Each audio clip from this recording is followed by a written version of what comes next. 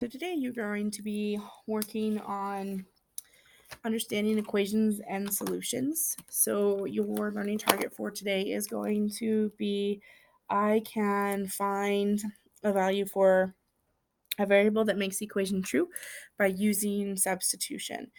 And one big thing that we're going to talk about today is really understanding the difference between an equation and an expression.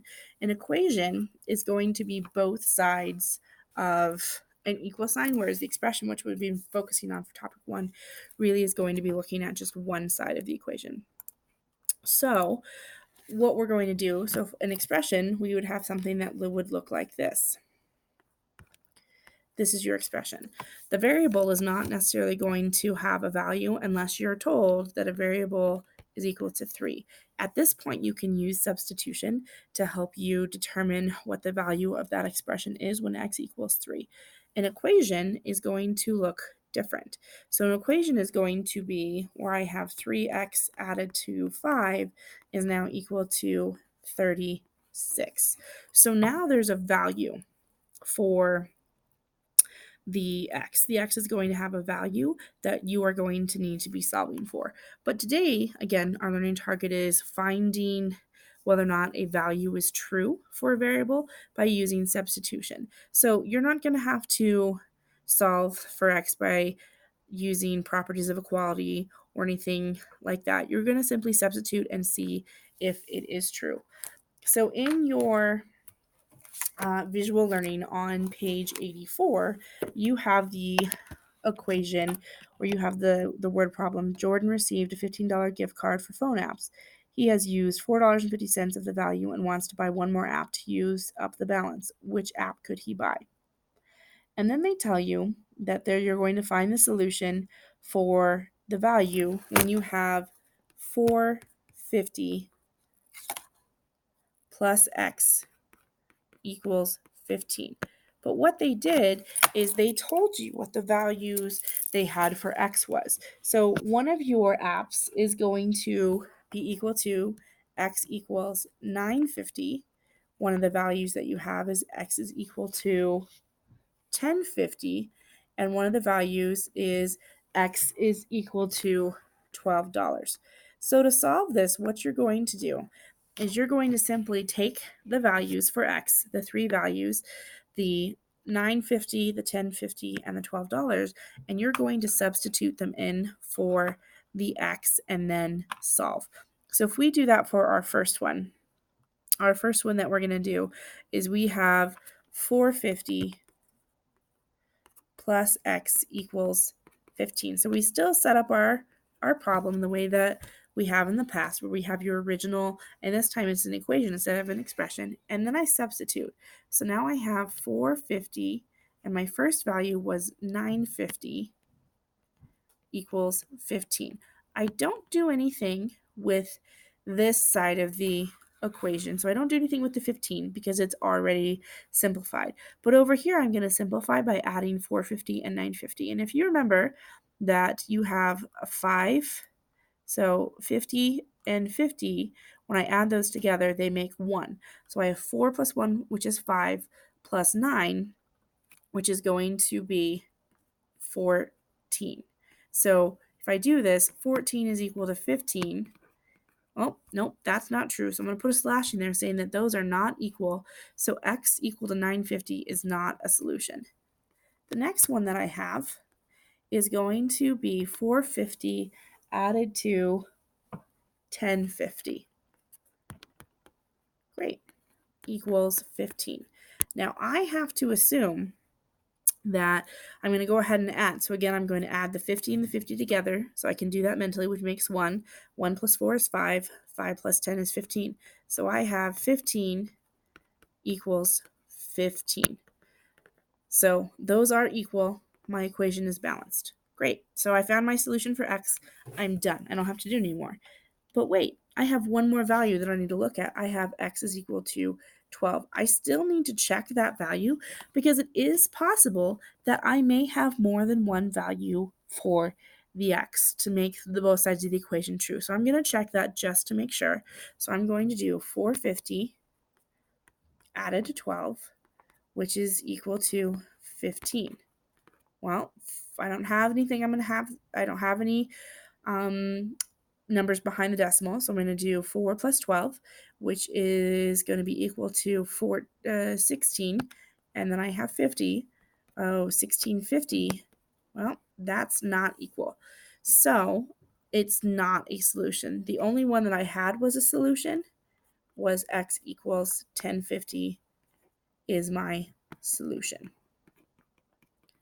Okay, so if we jump over to your guided practice, okay, let's jump over to number 4, where you have to substitute each of the values to find the value of each solution. So you have d added to 9 is equal to 35. And then they give you the values. The values are going to be separated by the comma. So I have 16, I have 22,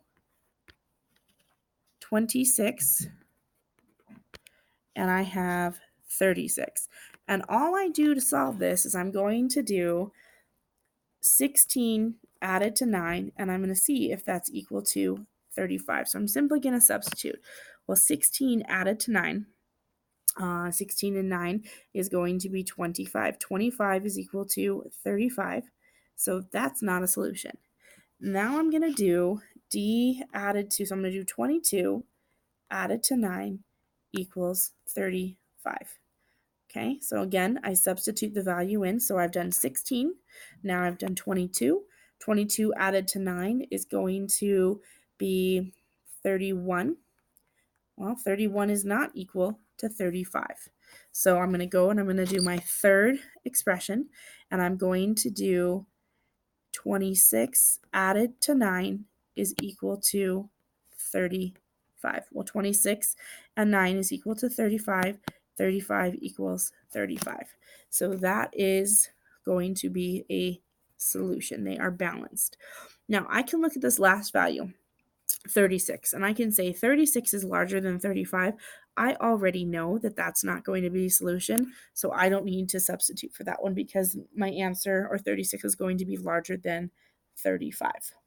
Okay, so again, showing your work where you need to show your work. I went and did my substitution piece on this one, showing those steps, and then looking at ones like, oh, 36, that's already larger than 35. I know that d added to 9 is not going to be equal 35, so I don't need to show my work on that one. Okay, let's do the next one. So I have 4 equals, I'm going to jump down to number 6, 4 equals 36 divided by m. So again, they give me the values.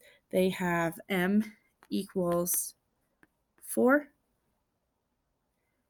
6, 8, and 9. Okay, so if I look at those, I have 4, 6, 8, and 9. So I just substitute. So 4 equals 36 divided by 4. Well, 4 equals 9. Okay, so that's not a solution. 4 equals 36 divided by 6. 4 equals 6. Not a solution. 4 equals 36 divided by 8. Ooh, that one's not going to give me an even value. So I'm going to go ahead and I'm going to set my workup off to the side. In this case, I'm just going to go down to the bottom. And I'm going to see how many times 8 goes into 36.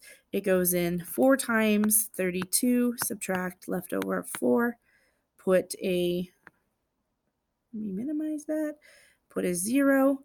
8 times 8 goes into 40. 5 times, or so my answer is 4.5.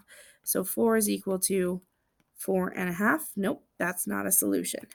Okay, my next one that I'm going to do is I'm going to do 36 divided by 9 equals 4. Well, 4 equals 4. That's my solution.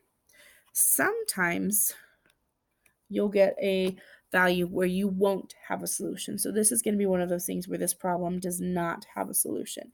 So I have c subtract 17 equals 3 and 4 tenths, where c equals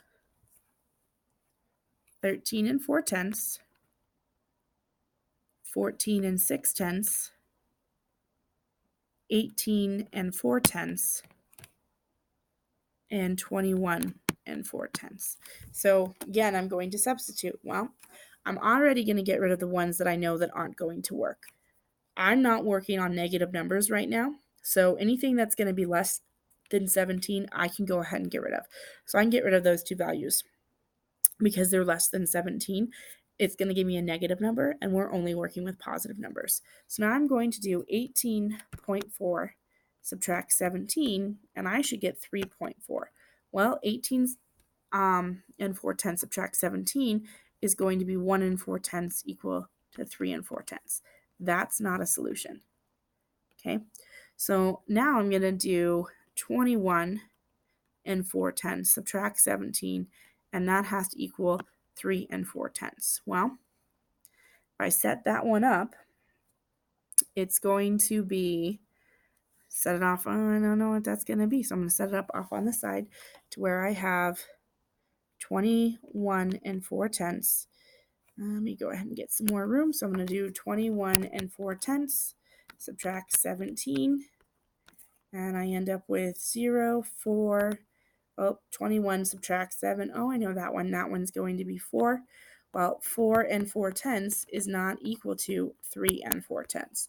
So when this happens where you don't have a value set, what you would do for your answer is no values. My answer is going to be no values.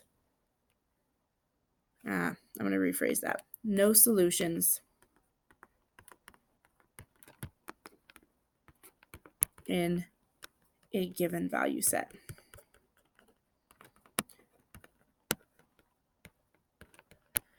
That's how you take a variable or value for a variable, you substitute it into an equation, and you determine whether or not it's going to be an answer or a non-answer. So 8 and 9 look a little bit different. I'll just take a second. So they've told us that n is equal to 8. So n is equal to 8. So if I do 8 is equal to 54, subtract 36. Well, again, I don't know how to do that mentally, so I'm just going to set my work up off on the side. I regroup. That becomes an 8. 4 subtract 3, 18. Ooh, 8. If I do that, 18. So my answer for number 8 is going to be false. 8 is not a solution for that one. So that's another way that you could see that type of answer. So instead of writing no values in a given solution set, well, they only gave me one value. They gave me 8. So I would write false. So hopefully that answers the questions of how do I substitute a value for a variable in an equation. And that should be it for your lesson today.